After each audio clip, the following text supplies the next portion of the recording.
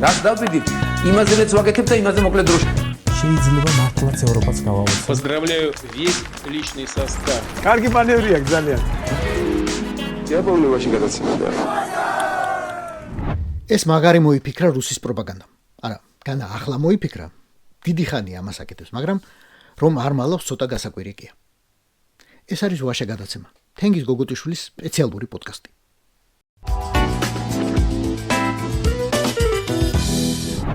რუსის პროპაგანდა მაგარი მოიფიქრა მეთქი. ამ პროპაგანდის დედოფალს მარია ზახაროვას კითხვებს უსვამენ ხოლმე პირდაპირ ეთერში. ეს კი რაღაც მანქანებით წინასწარ მომზადებულ დაწერილ პასუხებს კითხულობს. რაც მართლა ბოლო დროს მოიფიქრეს, აი ეს კაცია. ამაზე უკეთესი მორუსული და ამაზე სანდო ჟურნალისტი ვერ იპოვნეს და ხუთშაბას არ აცდენენ, რომ ყოველ ბრიფინგზე არ მისცენ კითხვის დასმის საშუალება საქართველოს სახელით. და აი ამ ბრიფინგზე გულბაათ რცხილაძის შესახებ საუბარს როგორ უნდა გადაურჩეთ. ჩვენ კარგად ვიცნობთ გულბაათ რცხილაძეს, ვინც მრავალი წელია გულწრფელად დაუფარავად ქომაგობს რუსეთსა და საქართველოს შორის წინააღმდეგობათა დაძლევას. მან ნამდვილად ბევრი გააკეთა ჩვენი ხალხების დაახლოებისთვის. გაინტერესებს რისთვის უყვართ რუსებს რცხილაძე? წვრილად ჩამოწერილთან. ის იკვლევდა ჩვენს საერთო წარსულს, მათ შორის დიდი სამამულო ომის დროს დაღუპულებს. ცდილობდა მონუმენტების აღდგენას, იცავდა ისტორიულ სიმართლეს. ყველანაირი კონტაქტი მასთან ღია და ოფიციალური გქონდა. აღსანიშნავია, რომ დააპატიმრეს საქართველოს საჯარო სივრცეში რუსოფობიის მონიტორინგის პროექტის დაანონსებიდან სულ რამდენიმე დღეში. ჩანს, გარკვეული ძალები დაინტერესებულები არიან ქსენოფობიის შესახებ ინფორმაციის დამალვით. არ შეიძლება არ გვაწუხებდეს მისი ბედი. მით უმეტეს, მის კმაყოფაზეა მძიმე ცნეული მოხუცი მამა. რა თქმა უნდა, პატივს სცემს დამოუკიდებელი საქართველოს სუვერენიტეტსა და კანონმდებლობას. მოიცა, პატივს სცემდა მორჩა? საკუთარ კაცს მეტად არ დაიცავთ? მეტი არ დაუმსახურებია თქვენგან და არ ფასობს მეტად. ასე დროს თავმოყარე ქვეყნის საგარეო საქმეთა სამინისტრო აუცილებლად იყვირებდა, რას ქვია, ჯაშუშობას გვაბრალებენ, რას ქვია, მტრებად გვაცხადებენ, ჩვენზე კეთილის მსურველი ვინ ყავთ ამ ქართველებს, ჩვენზე მშვიდობიანი და გულიანი, გულღია. მათი ელჩი რომ ყავდეს აქ, იმას გამოუძახებდით საგარეოში, ტყავს გავაძრობდით და ნოტას ავაფარებდით სახეზე. ახლა კი ეკონომიკურ ემბარგოს დაუწესებთ საქართველოს, ან ვიზებს დავაბრუნებთ, ან პირდაპირ რეისებს გავაუქმებთო. ხო, აი, რაღაც ეგეთები რო ეთქვათ.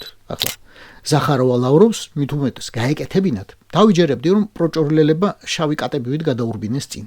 წლობით ნაშენები რაღაც ჯაშუშული ქსერი აუფეთქეს. მაგრამ რა კი არც აღშფოთება, არც ემბარგო, არც ვიზები და არც ომი არ დაიწყო. ვიტოვებ უფლებას, რომ ეჭვი შევიტანო ყველაფერში, რაცაც ეს რუსები და ის რუსები აკეთებენ. რა თქმა უნდა, არ ვამტკიცებ, რომ გულბაათ რცხილაძე არაა რუსის კაცი. რუსია კი.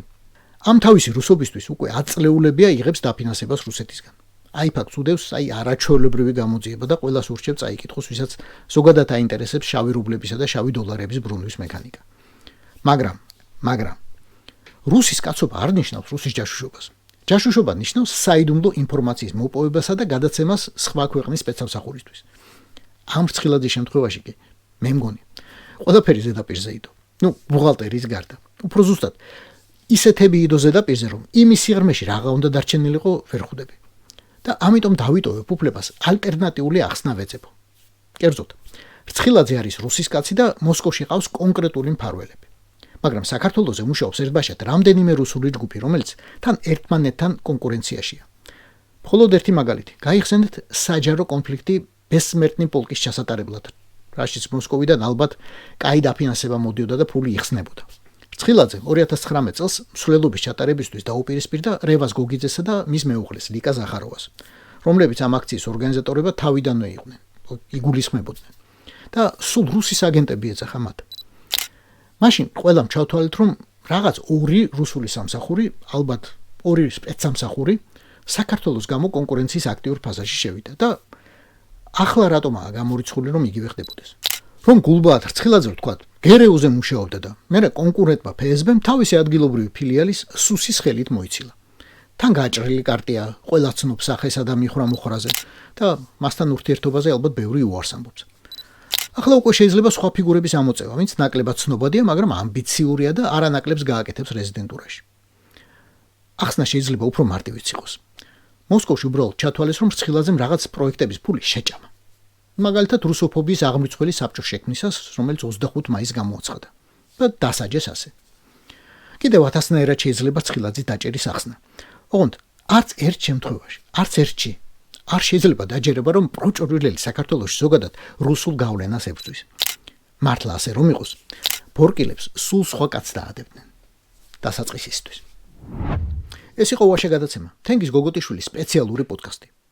გვიყურეთ, გამოგვიწერეთ და გამოგვეხმაურეთ. YouTube-ზე, Facebook-ზე, Instagram-სა და TikTok-ზე.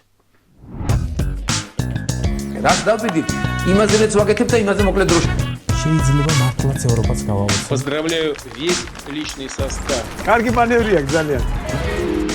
Я помню ваши გადაცემა და